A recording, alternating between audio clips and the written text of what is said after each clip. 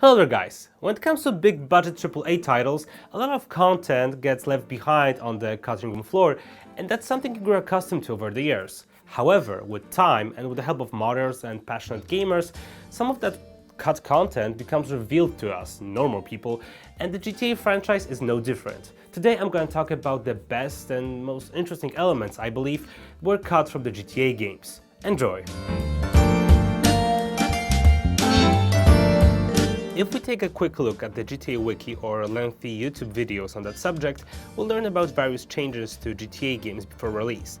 From missions to even vehicles and weapons, there are many things that got deleted, so I focused what I think are the most interesting in the series. Let's start with GTA 3.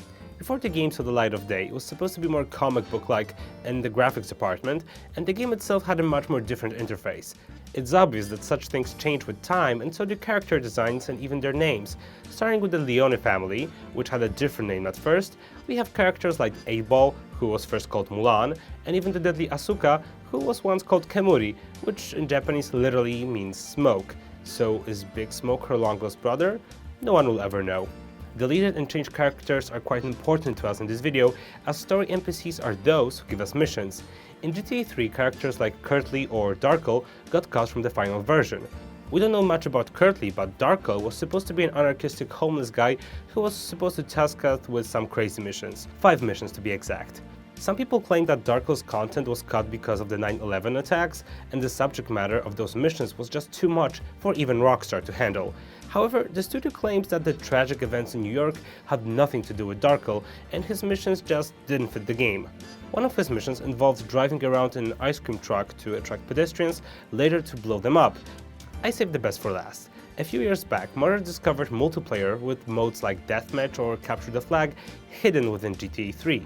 Some of the maps to that mode that were hidden in the game's code took us to a sewer system or to a construction site on top of a skyscraper.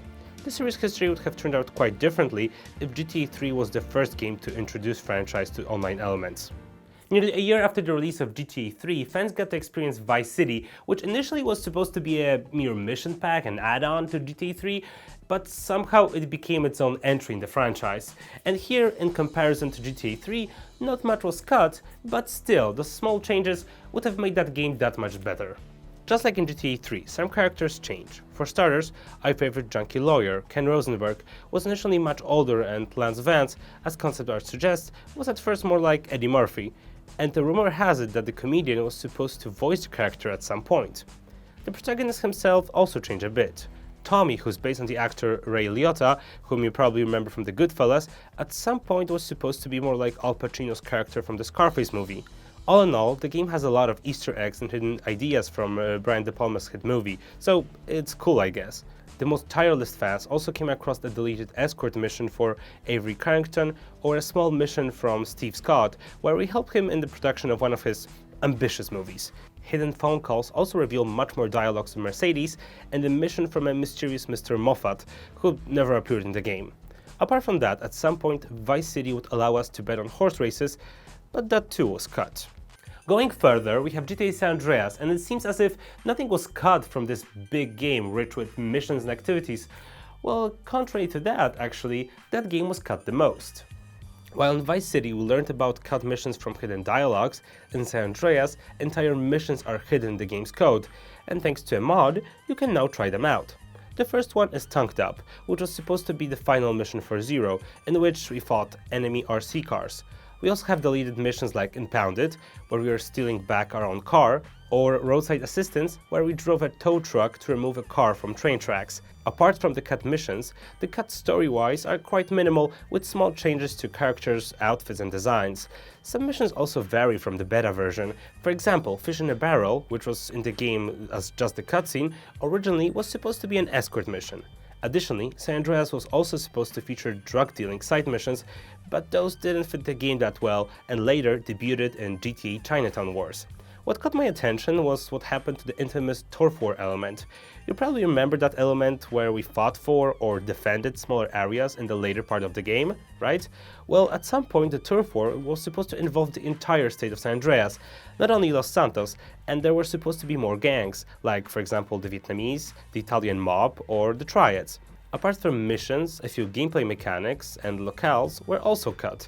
Just like in Vice City, we had an option to go to a drugstore, and from new elements, we had a chance to hide things in car trunks, be it weapons or bombs we would detonate. Speaking of cars and weapons, I have to make an exception and talk about an element that's particularly cool in my opinion. San Andreas was supposed to feature a skateboard, and sure, that doesn't make a good impression on you Tony Hawk fans out there, but what if I told you that the skateboard was also a weapon? Yes, and it looks exactly just like you imagined. We could drive down the street, jump off, and start to bash people's heads in with the skateboard. How cool is that? When it comes to GTA games from the 7th console generation, there's not much interesting cut content to talk about, because with bigger scale came bigger budgets and bigger development teams, and when it comes to those, the developer can't allow for anything to go to waste. Cut content from GTA 4 isn't that interesting. We know about 4 main missions that were cut from the story. They are American Dad, Jacob's Ladder, American Dream, and High and High. Unfortunately, we only know their names. The first two interest me the most. American Dad probably had some ties to the animated sitcom of the same name, while Jacob's Ladder probably referenced the 1990 psychological thriller about a war veteran. Early in production, GTA 4, just like San Andreas, was supposed to feature an entire state with an additional island and some rural areas, just like those on the outskirts of Los Santos. Sadly though, hardly any assets from that production stage can be found. When it comes to GTA 5, the fans are still finding evidence of cut content like weightlifting and a basketball minigame. While GTA Online is constantly receiving new weapons and vehicles updates, horses are still absent from the game, while some evidence suggests that they were supposed to be in the game at launch. In addition, 2 more missions were supposed to explore Michael's efforts to make it in the film industry, while Franklin was supposed to have more Strangers and Freaks side missions.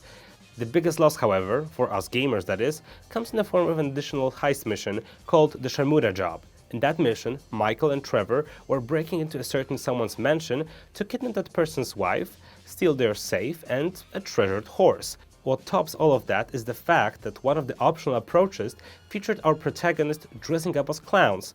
On the other hand though, I think it's good that that mission got deleted, because seeing Trevor in a Joker-like makeup would certainly give me nightmares.